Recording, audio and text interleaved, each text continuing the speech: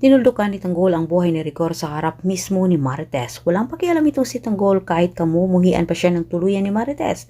Ang mahalaga para kay Tanggol ang makaganti umano siya sa taong may atraso sa kanya. Ngunit hindi sukat akalain ni Marites na si Tanggol ang magbibigay linaw sa kanyang mga tanong.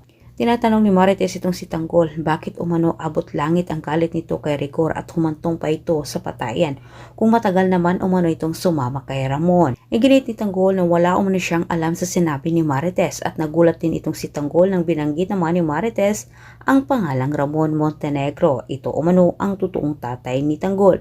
Sinabi ni Tanggol para mapatunayan umano niya na siya nagsasabi ng totoo, iharap umano sa kanya itong Ramon para magkaalaman umano sila.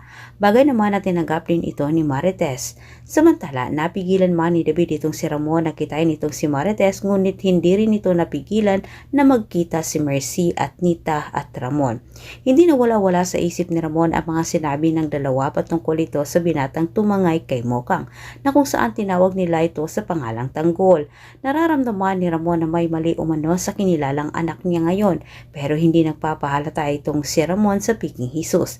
Tinatanong ni Ramon itong si David patungkol kay Mokang, ngunit lahat ng mga sagot ni David ay hindi tugma sa mga sinabi ni Mercy.